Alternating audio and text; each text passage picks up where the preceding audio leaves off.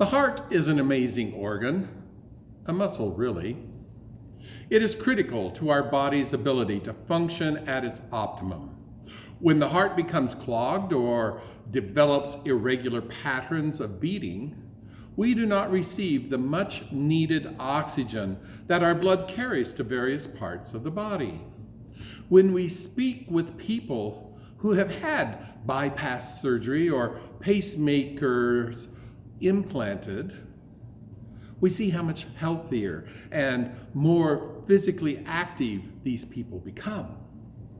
So it's pretty evident that having blockages and impurities and erratic beatings in one's heart is not a good thing.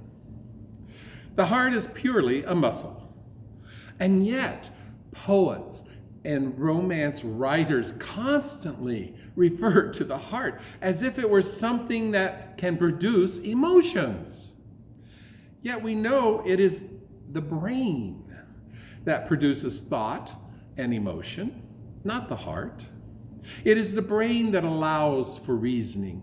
It is the brain that is the home of our consciousness. It is the brain where feelings originate.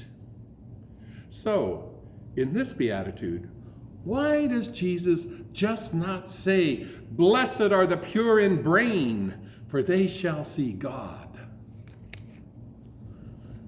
Oddly enough, we attribute all of our feelings as centered in the heart, not the brain. Phrases such as, "have a heart," "he's heartless," "I'm half-heartedly working," "she will steal your heart," "my heart isn't in it." All of these indicate emotion. In the story of the Wizard of Oz, the Tin Man is seeking a heart. And as the wizard gives him a mechanical clock in the shape of a heart, the tinsman is told, the heart will never be practical until it is made not to be broken. Now, a short time later, as Dorothy readies to leave and journey back to her home in the land of Kansas, she sees the Tin Man crying, and he is saying to her, I must truly have a heart because I feel it breaking. What is it about our heart, this non-thinking, non-feeling muscle whose only purpose in life is to pump our blood that we insist on giving credit for producing emotion? Every one of us has used some occasion to feel emotions that we say come from the heart. We would never say things like, "I have a broken brain. My brain is sad.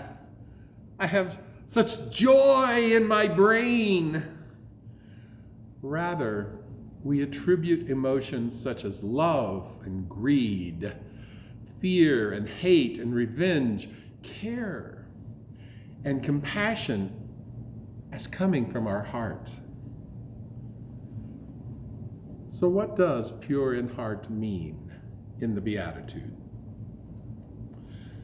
Does it mean physical, such as getting rid of all of that bad cholesterol, as an example? Does something have to occur in the brain to have a pure heart? Is it an emotional thing that Jesus is talking about? I must feel a certain way to possess purity in heart. Well, the word pure is often translated into meaning clean. Psalm 51 in verse 10 says, "Create in me a clean heart, O God, and renew a right spirit within me. Cast me not away from thy presence." In the Passion translation of this beatitude, verse 8 reads, "When your heart is full of innocence, then your eyes will open to see more and more of God." So here's a question for you. Is being in the presence of God the same as being able to see God? Is being in the presence of God the same as being able to see God? What does it mean to see God? Is not this the question at the center of our faith journey? To see God? For if we can see God, are we not then in the presence of God? Reverend James Howe, in his book, The Beatitudes for Today, suggests that it may be helpful to think of purity in two ways. There's a purity that looks like single-mindedness, a place where our mind and actions are in sync. And there is purity that looks like goodness, cleanliness, holiness, and the two are not unrelated. The human predicament is that we let ourselves get frittered away in multiple directions, trying to be and do everything when we are made for just one thing, as James Howe says, for the one thing that finally matters, God. If pure of heart is to will one thing, then focus is everything. The pure, like a racehorse, needs blinders to block out their peripheral vision so that they can keep their eyes on the one goal, the presence of God within the heart. Think about the story of Mary and Martha when Jesus came to visit. Martha, she was busy doing the hostess thing, cooking and trying to get things set up for Jesus' stay so that it would be as pleasant as possible. All the time being busy and missing out on the interaction with her guest. While Mary was not so bothered about all those things, and that she would rather be close and sitting down at Jesus' feet, listening to what he had to say. Activities such as private prayer and or discipline of meditation are but two forms of taking the needed time to clear one's mind so that one can be like Mary and sit and focus on the truly important thing needed to make us whole. When we can discard all of the distraction that keep us from focusing on God, then we are on the road toward a pure heart. Blessed are the pure in heart, for they shall see God. How do we see God? In what form or forms does God look like? Well, part of our Christian family says that we will not see God until we die and enter into heaven. While another part of our Christian family says that we can see God right here, right now. In the parable found in Matthew 25, Jesus talks about finding God here where we live our life. Come, you who are blessed by God. Take your inheritance, the kingdom prepared for you since the creation of the world. For I was hungry, and you gave me something to eat. I was thirsty, and you gave me something to drink. I was a stranger, and you invited me in. I needed clothes, and you clothed me, and I was sick, and you looked after me. And I was in prison, and you came to visit me. Then the pure in heart will ask him, Lord, when did we see you hungry and feed you, or thirsty and give you something to drink? And when did we see you as a stranger and invite you in, or needing clothes and clothed you? When did we see you sick or in prison and go and visit you?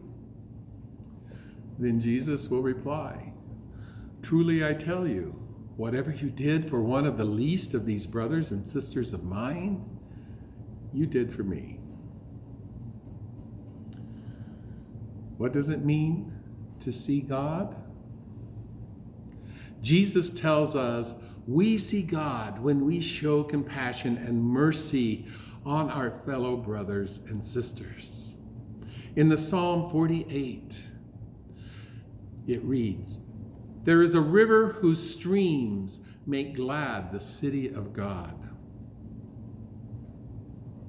This means to me that you and I, as independent streams, feed into a river, a life-giving force needed for a city to exist and function, that flows to that city of God.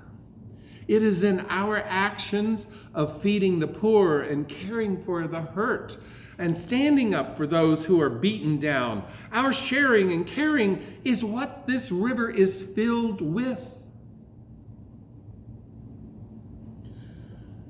The ability to grow in this beatitude is ever present. Opportunities are all around us. We just need to open our eyes. But more importantly, open our hearts, for God is in the same space as we. Hear this blessing again through Peterson's The Message. You're blessed when you get your inside world, your mind and heart put right. Then you will see God in the outside world. Hear it through the Passion Translation. What bliss you experience when your heart is pure, for then your eyes will open to see more and more of God. And then with the NIV, blessed are the pure in heart, for they shall see God.